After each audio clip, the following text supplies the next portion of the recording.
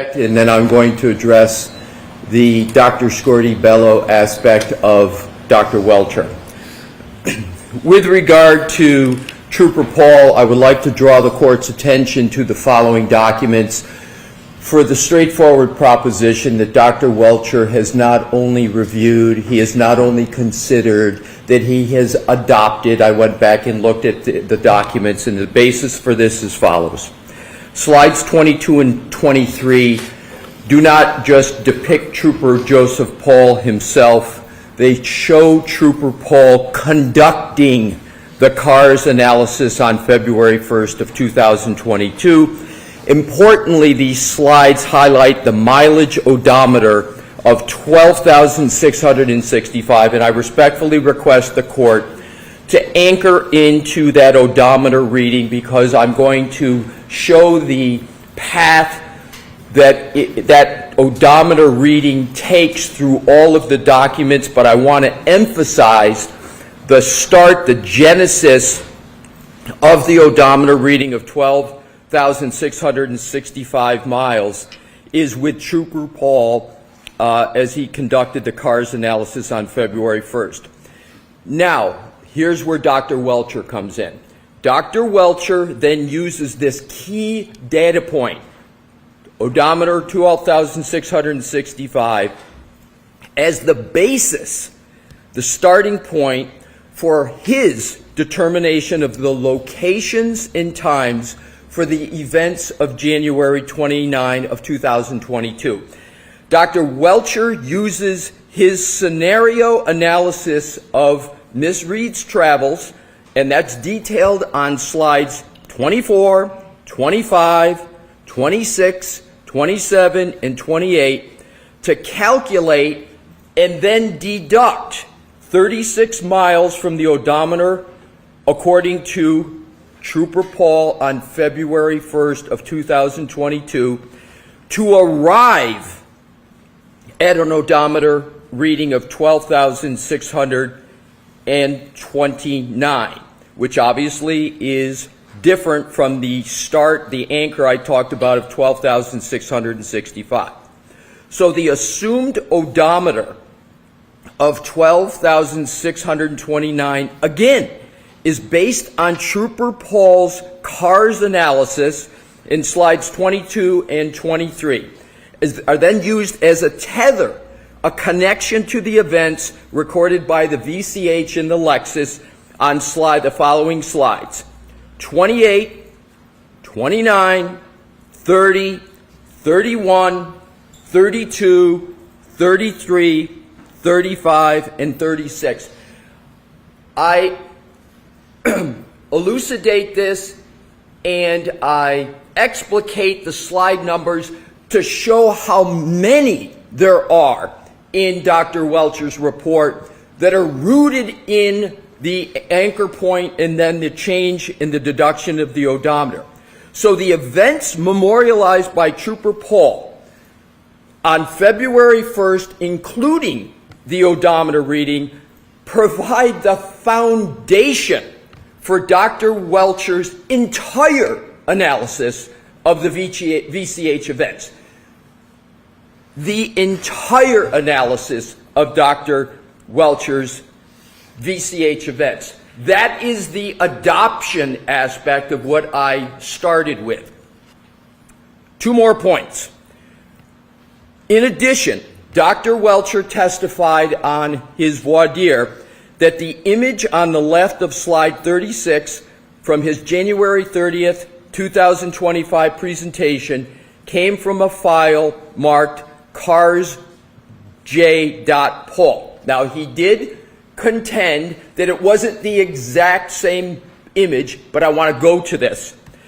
In fact, the image on slide 36 is from the drone used by Trooper Paul, and the citation for that is page 4, item 11 of the CARS report.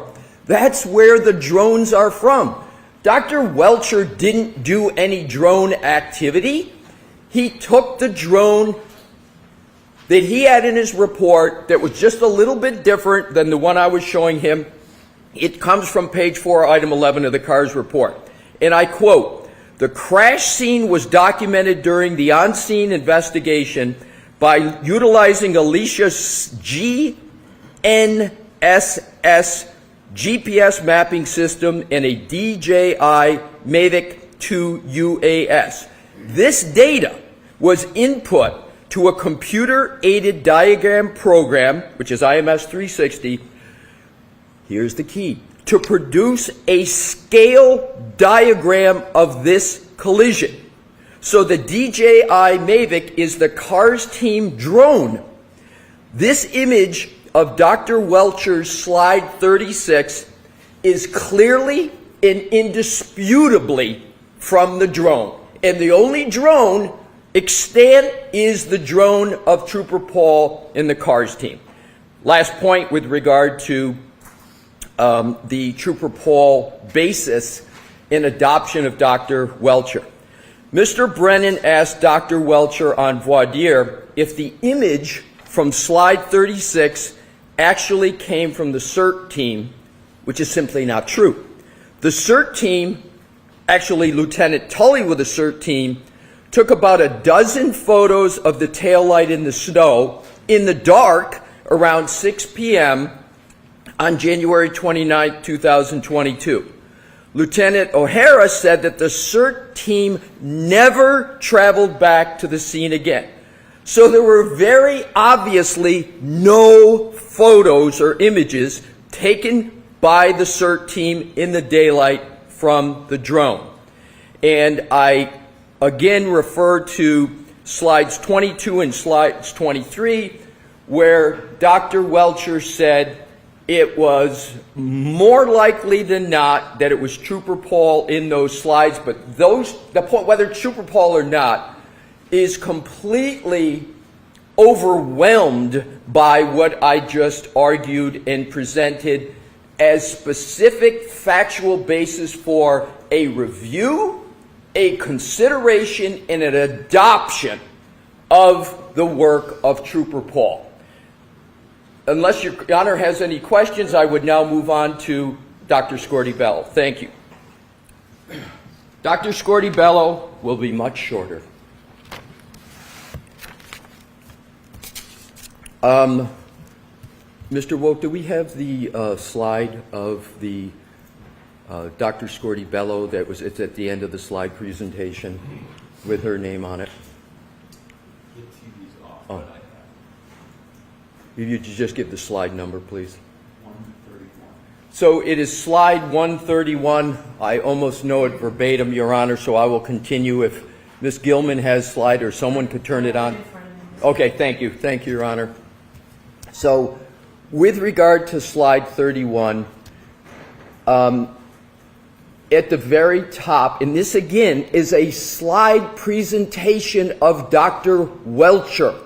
So up at the very top, and so Dr. Welcher admitted that he not only reviewed the autopsy report, he admitted that he not only considered the autopsy report, he admitted that he adopted it, and I'm going to put adopt in quotes, to the extent that he used it in his slide presentation, and he actually, to show the depth of those three verbs, he's got in orange highlight under final diagnosis, multiple skull fractures, base of skull, and cavallarium.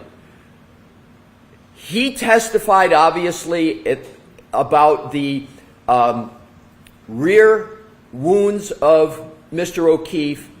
He testified about how he believed those wounds came about, and he cited as corroboration the highlight of multiple skull fractures, base of skull, and cavallarium. It couldn't be any more obvious, his rooting in this document and reliance upon it. Why else would he have it in his slide presentation? And he's got the name of Dr. Scordi-Bello. And frankly, Your Honor, he didn't fight that whatsoever in the questioning of him. Then you go to underneath cause of death, blood impact, injuries of head, and hypothermia. He essentially repeated that on his testimony. And then if we could, Mr. Will, just go to the right. And so you've got highlighted head, skull fracture radiating from the right occipital skull and into the right parietal bone, right and left occipital foci, and bilateral anterior foci and orbital plates. Again, the highlighted means something. He's adopting it. And lastly, that the depiction of the skull here, I believe that's Dr. Welcher's handwriting. I believe that's his green, the LR, because I've never seen this green highlighting before. And it could also be Dr. Scordi-Bello's. That's another possibility. I'm not sure. But let's assume sort of the most conservative part that it's Dr. Scordi-Bello's. The key part is he's got it in there and he is referencing it. So, Your Honor, the last point really for both of them, and I wanted to save this point because it applies to both. With regard to experts, the law is clear. So I think the easiest part to show what our position here is the adoption. But in it, it's clearly shown. Adoption doesn't mean you have to agree with it. You just have to put your expert hands around it, wrestle with it, deal with it, and there is no rule of law that I'm aware of that says you can't question an expert witness unless it's something that the expert witness agrees with. If the expert witness has reviewed it and considered it, and especially if they've rejected it. The easiest is obviously reviewed, considered, and adopted. But it's certainly permissible and important to a defendant's constitutional right, Sixth Amendment to cross-examination, if an expert says or even infers, I reject this. I reject what Trooper Paul did, or I reject what Dr. Scordi-Bello did. That is decision-making of an expert that the attorney has a right to be able to test. Why did you reject it? What was your thought process in rejecting it? And that applies to both Trooper Paul and Dr. Scordi-Bello, because as I understand it, this witness, Dr. Welcher, is not, he says, I'm not relying upon Trooper Paul, which is completely false based upon what I just showed. But even if he just rejects it, in addition to what he has done, we have the right to test and get answers as to why he did it. And the same with Dr. Scordi-Bello. Once he goes to this level, Your Honor, I believe it's a straightforward right, especially of a defendant in a criminal trial, and especially of the stakes and the charges this high, that we get to test it. What I think, lastly, my point here, Your Honor, the Commonwealth is doing is this. The Commonwealth knows Trooper Paul and Dr. Scordi-Bello are problematic for their theory and their narrative. Trooper Paul has got, if you work backwards from his key cycles, you end up with 1162-2, their key cycle. That ends up being not in front of 34 Fairview, but it ends up when the Lexus is in the possession of the state. That is the result of that. And that was something that was addressed square head-on in the first proceeding. We're not coming up with some fanciful ghost in the second trial. This was gone through extensively in the first proceeding. And I understand this is a new trial. But it goes to show it's not something coming out of the blue, etc. And with regard to Dr. Scordi-Bello, it was remarkable on the redirect that I've never seen a prosecution essentially go after the opinions and conclusion of their own medical examiner when they basically said, the medical examiner, I can't call this a homicide. The manner of death is undetermined. And the medical examiner says, I don't see any motor vehicle impact injuries. There couldn't be anything more apt, more probative than whether or not the injuries to the decedent are from a motor vehicle. The Dr. Welcher himself is saying they are. That's the essence of his opinion. It's the essence of his test. We get to be able to, respectfully, Your Honor, say, well, wait a minute. You said you looked at the autopsy. You said this. You highlight it. But you're going against the medical examiner on whether there's motor vehicle injuries. The experts can't, Your Honor, cherry pick and choose from documents. They can't use it as a shield and a sword. They can't put up, for example, Dr. Scordi-Bello's autopsy report, cherry pick things to benefit from them, and then and they did it on direct. And then all of a sudden on cross, when we want to go and test that, they say, oh, no, you can't do it. Your Honor, this whole argument is absurd. And it's antithetical to the Sixth Amendment. And even if, and this is my last point, even if this were merely a civil case, this would be routine cross-examination against the expert on the side. So in conclusion, Your Honor, I respectfully request that Ms. Reed and her team be allowed to exercise their constitutional right to cross-examination, the keystone of a defense in a criminal trial, cross-examination, and that they be able to take the shield that the prosecution is trying to put on us and be able to combat the sword that the prosecution has put forward with regard to trying to cherry pick from this information, and that we get to proceed, and we get to proceed undaunted from all the serial objections yesterday that interrupted my cross-examination. Thank you, Your Honor. What arises from the litany of complaints by the defense is that there is no constitutional right to usurp the rules of evidence. There is no case law, as much as they urge the court and yell out the word case law and constitutional right and Sixth Amendment right. There is no case law to support what they are trying to do. It is a simple endeavor that is clouded by all the rhetoric that they offer. And it is clear, and the court knows what they're trying to do. They are trying to pit the inadmissible opinion of a non-testifying witness against a testifying witness. They have asked Dr. Scordi-Bello what her opinion is, and although it's not consistent with our reading of the case law, they were allowed to introduce that it was an undetermined cause of death or mechanism. That evidence is already in front of the jury, but they can't simply repeat it because it sounds good to them or they think it's helpful. Simply because a witness uses a document or looks at it or uses part of an autopsy does not let them regurgitate an opinion that's already in evidence to try to phantom cross-examine an expert. Dr. Welcher is clear. He did not rely on Dr. Scordi-Bello's conclusion that this cause of death was undetermined. In fact, as an aside, he said, I wouldn't, because she's not qualified for that. And so this is a simple game. Let's pit one witness against the other and suggest that the Commonwealth's witnesses are inconsistent. They take it a step further. They want to relive what they think is their past success last year in this case without actually calling the witness. They want the jury to hear their perspective that a past witness had confusion in his analysis, but they don't want to call the witness.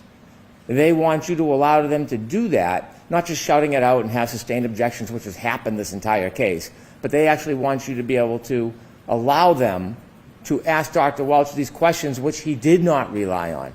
We had a voir dire. He was clear. He did not rely on the analysis of Trooper Paul. He did not rely on that determination or undetermined determination by Dr. Scordi-Bello. It is that simple. They try to throw some fluff out and they throw around some documents. We have slide 22. Simply because there's a suggestion that Trooper Paul might be the hand in the picture is not an anchor, it's not a tether, it's not an adoption, it's no such thing. In fact, if you look at that photograph, it was taken by Zach Clark. So by the rationale of the defense, they should now be able to ask Dr. Welcher any question they want about Zach Clark's opinions, efforts, what Zach Clark did. It is a photograph that he considered, not an opinion, not an analysis. It has nothing whatsoever to do with Dr. Welcher's analysis or opinions. In fact, the evidence is to the contrary. He came out, conducted an independent analysis, did all of the work himself, considered documents, and he was specific about what was part of his opinion and what was not, and this information was not part of his opinion. They turned to the Google map. Bit misleading. This was generated by Google. Two separate people used the same program, but when you look at the CARS report and you look at Dr. Welcher's PowerPoint, it's different. Dr. Welcher's has a map on the side, and when you look at the numbers themselves, the CAR report says minimum 36.1, maximum 38.8. Dr. Welcher's slide, 37.9, 38.1. So in no way did he adopt, anchor, tether, use as any basis. In fact, his is different and separate, as all of his analysis is. And so the portrayal of this necessity of information so they can sneak in inadmissible opinions with no witness is simply improper. There is no case law. There is no legal support for it. They cannot reach back into last year and manipulate a witness and ask him about something that he didn't rely on because it feels good or it sounds good for their case. Dr. Welcher did not rely on Trooper Paul's analysis or reports, and he did not rely on the conclusion of Dr. Scordi-Bello of undetermined. If they want to call Trooper Paul, well, maybe they can try to do that, but Dr. Welcher is not the right witness for it. These opinions, to try to do a credibility value, is a core preclusion in criminal law, a core preclusion. You cannot vouch for the credibility of another witness. You cannot comment. It's like asking, did the police officer lie when he said the light was red?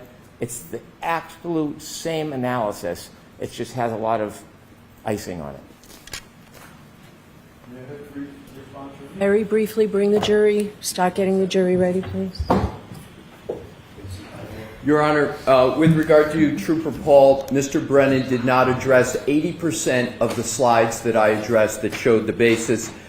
When he talked about the picture, making it seem like the picture is the only thing we're relying upon, there's clearly other items, but even the picture, Your Honor, the purpose of the picture is it's got the odometer reading. That's why they took the picture, and that's the tether. So the photo is completely relevant. It's not who's in it, it's the fact that that's the odometer reading they're using.